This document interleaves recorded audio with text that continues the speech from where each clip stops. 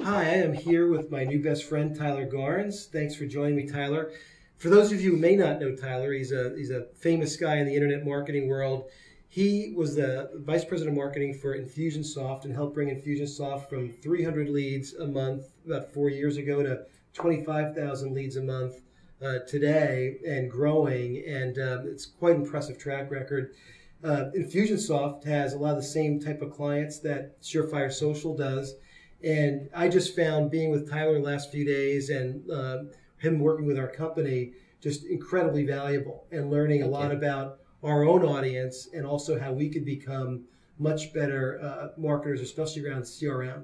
Yeah. So thanks for joining us. And Tyler, one of the things I'd like you to share with our audience is they're all small business owners, just like Infusionsoft. They have the same type of questions and a lot of fear. I think right now I sense a fear because people have tried different things and it doesn't work, have gotten ripped off by different people. Sure. What do you think are the things that small business owners ought to be thinking about, looking about regarding small business digital marketing? Yeah, it's a great question. First, thanks for having me. It's been a pleasure to be here, and Surefire team is awesome. You're doing a great job building a good team. So, three things come to mind immediately. The first thing is to not fall into the trap of chasing all the shiny objects. The internet is now this mass production system of just creating new apps and new ideas and new ways to market all the time. And it's so easy to just be chasing the new thing and never really nailing it down as to what exactly is working. And so, use tried and true techniques and stick with those, make them work, then move on to something new. The next thing is to really focus on list building. And that's been something that's top of mind for internet marketers for many years, but traditional businesses that move to the web don't have that same mentality. And so anytime you're working with a prospective customer, you want to make sure you're getting information from them in terms of an email address or a phone number, along with permission to follow up, and just be constantly building and nurturing that list of prospective customers.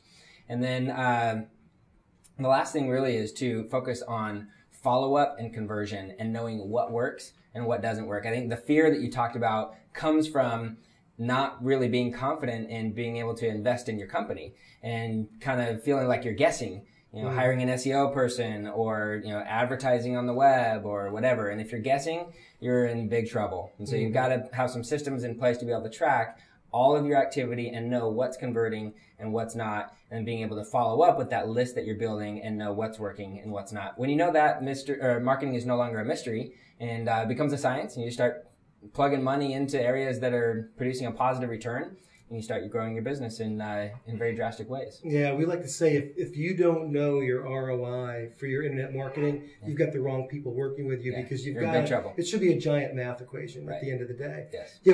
When you say list building, okay, to a small business owner out there, they might not, they think of that as like emailing people, but there's so much more that you could be doing as you build a list. I think about guys that are kitchen and bath remodelers that could be inviting people to an event in their showroom.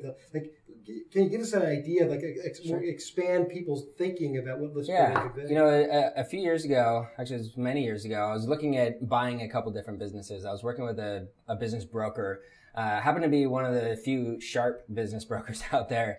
And he advised me, he said, what you want to look at is the quality of a company's list.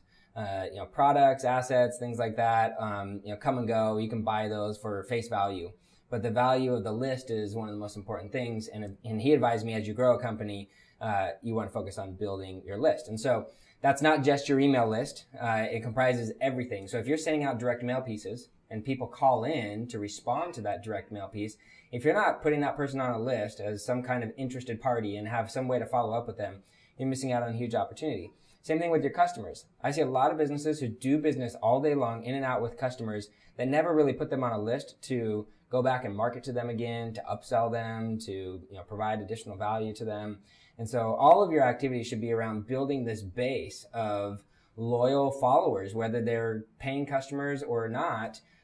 You want to be building that list because that is an asset that you can sell in the future, and you can also leverage for as long as you own the business, running promotions to them, partner offers, your own offers, all kinds of things like that to continue to provide value to the market in exchange for revenue for your company.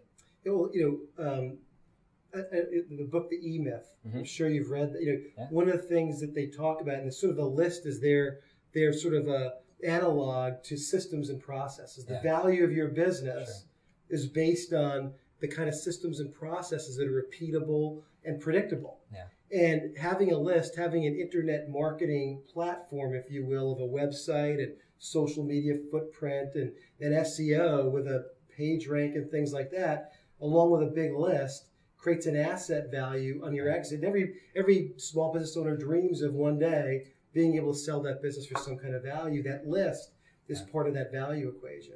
Yeah, absolutely. Even if you don't plan on selling your business, maybe you want to hand it off to family members or things like that. You want to hand them off a healthy asset versus a company that requires you to work in it every single day. As soon as you step out of it, the business is suffering. So that aspect of list building, I believe, is like the crucial thing. If you're planning on long-term growth for your company, you got to be focused on building a list. Well, thanks for joining us, Tyler. You're awesome, and look forward to continuing to working with you. All right, thanks.